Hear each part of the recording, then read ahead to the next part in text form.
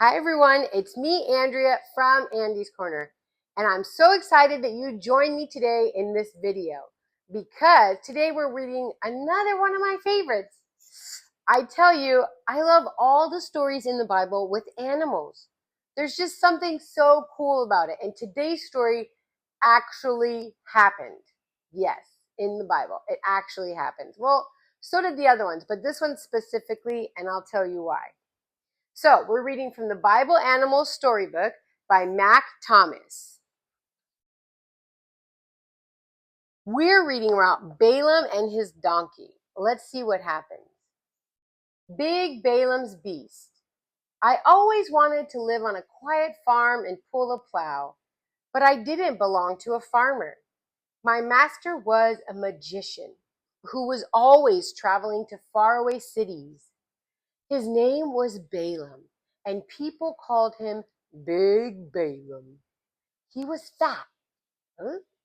He was so heavy to carry that it built up my muscles. That's a strong donkey. People said I was the strongest donkey they'd ever seen.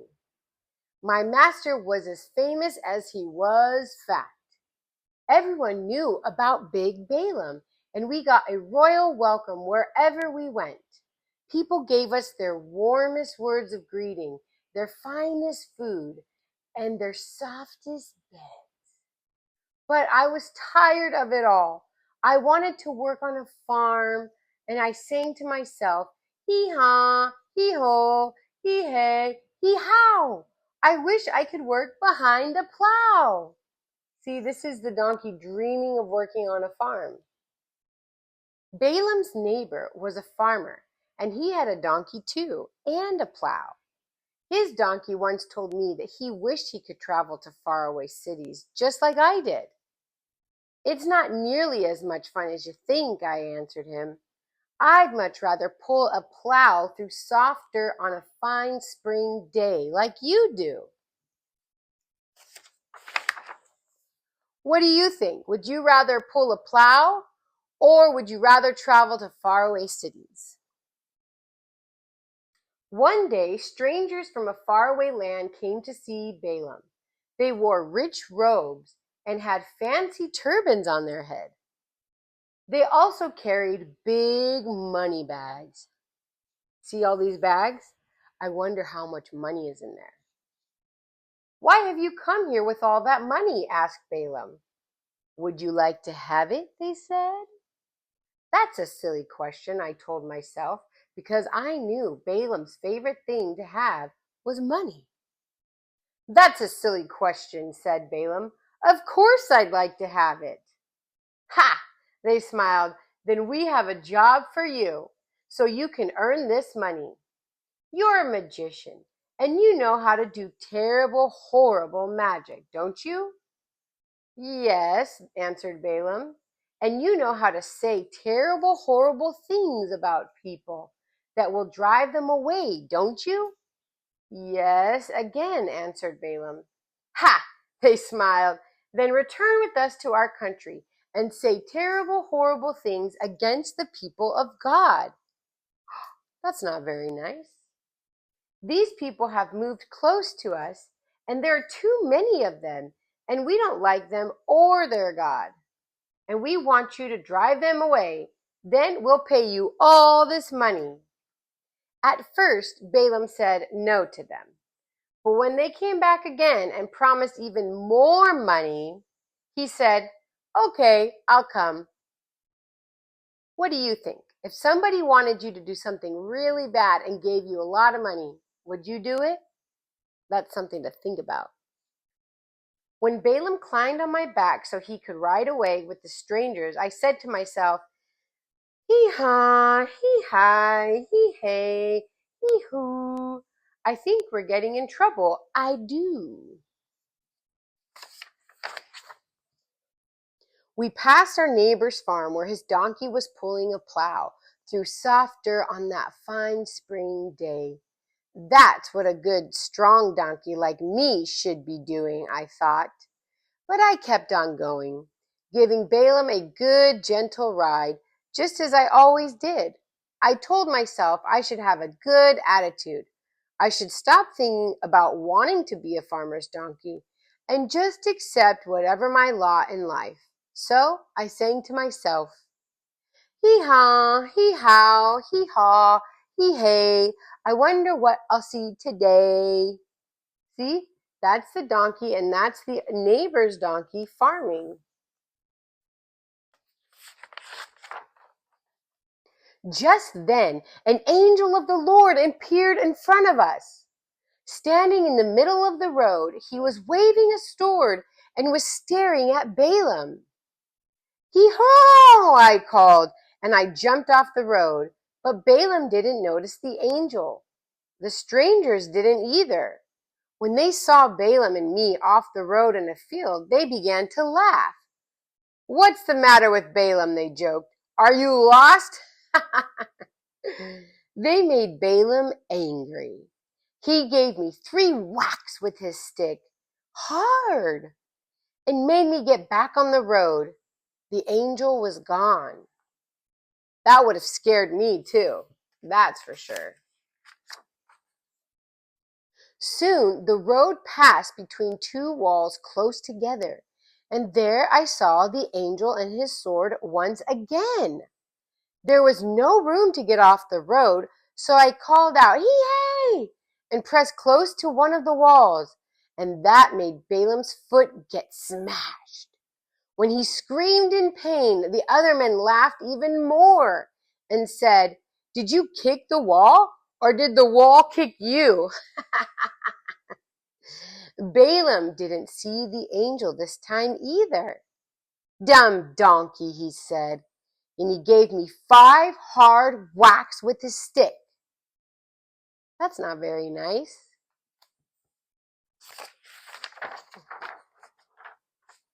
Then the road between the walls became so narrow that there was absolutely no room on either side of me. Once more I saw the angel, but I couldn't get out of his way. Yee-haw, I called. I sat down right in the road. Did you break your donkey's leg? The other men called out. They laughed so loud it must have hurt Balaam's ears, because they were turning red. Balaam waved his fist at me and started whacking me again.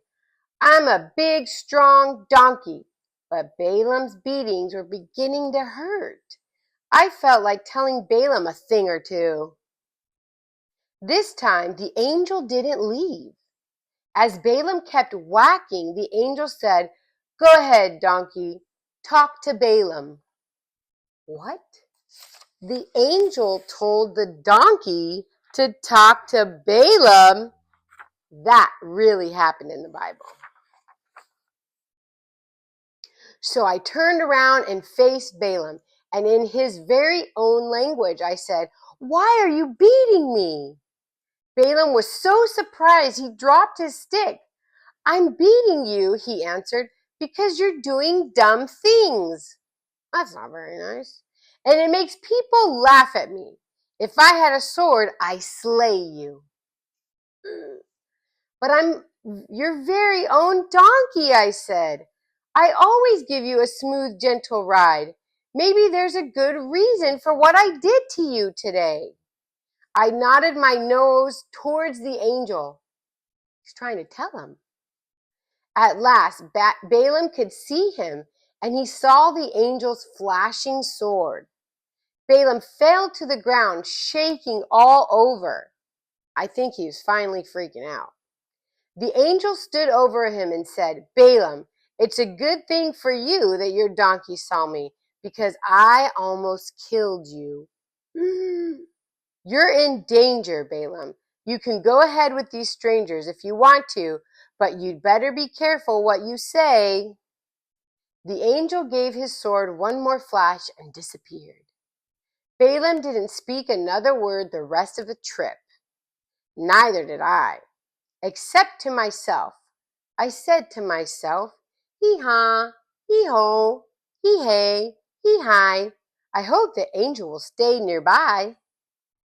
When we got to the strangers' country, their king met us, wearing a shining crown and a purple robe, and a fancy fur cloak and a mean face. He showed Balaam a huge pile of money bags, and Balaam's eyes sparkled when he saw them. "All this money is for you," the king said, "as well as our finest food and our softest beds. But first, I want you to drive away God's people. Come with me, and we'll climb this mountain. From the top, you can see God's people far below, and you can say your terrible, horrible magic against them." I carried big Balaam carefully up the mountain. At the top, we looked down at God's people, and the king said, "Now, Balaam, let him have it." But Balaam said, "First, let me think what to say." He stepped aside, and I followed him behind a tree. There I saw the angel again. "Yee-hi," I sounded. Balaam saw the angel too, and bowed low.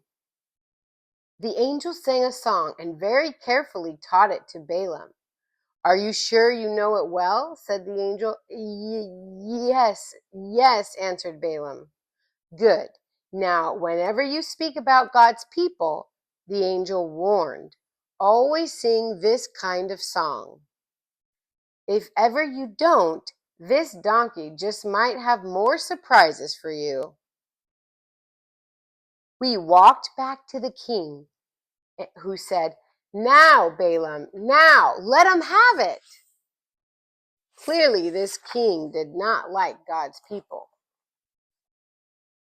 "I'll speak now," Balaam told the king, "but I'll say what I have to say." Then he sang the song from the angel. "God's people will always be many. God's people will always be strong.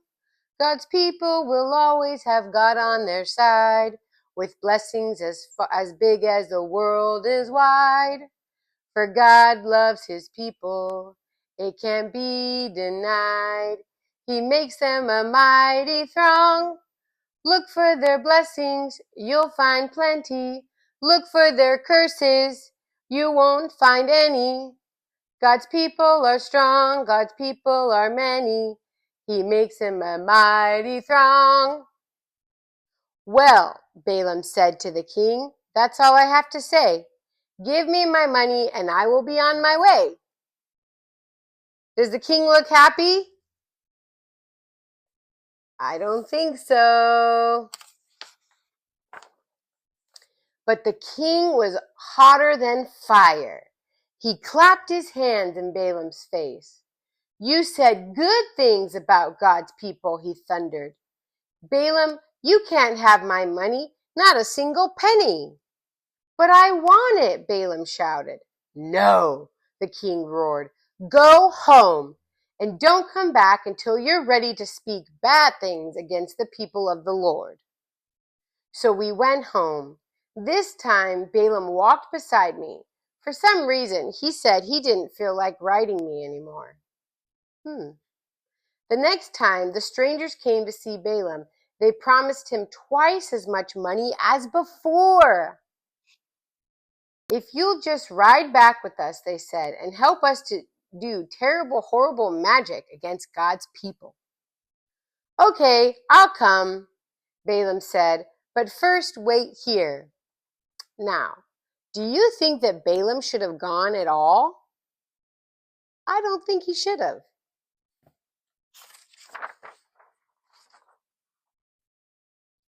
While they waited, Balaam took me to the neighbor's farm.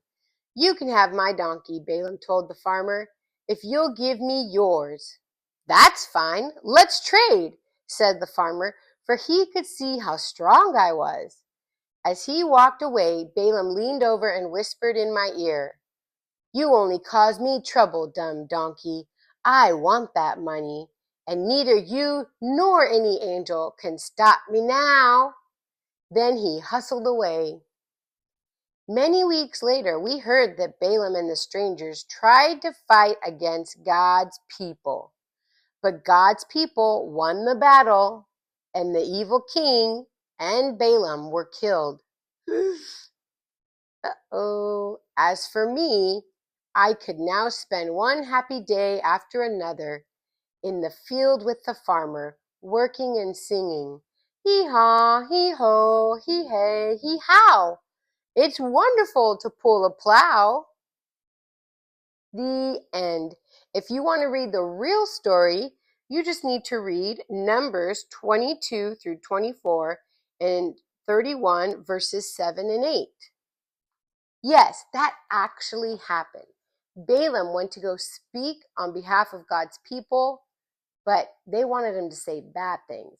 And the angel of the Lord warned him through his donkey. That's amazing. Sometimes I'm going to pray that God uses animals to speak to me. That'd be so awesome. If you have any questions about what you think God wants you to say or what you think he wants you to do, pray to God, and I know God will answer you. He might use different ways to guide you, to talk to you, but he is always listening to your prayers. So you can trust that God is there and he's listening. And Balaam, who would not even listen, God used an angel and a donkey. So if Balaam, who is not even looking for God, but you are looking for God, I think God's going to talk to you. He might not use a donkey, but he'll definitely talk to you. Okay? I hope you like that story, and I hope you have a great day. Bye. See you later.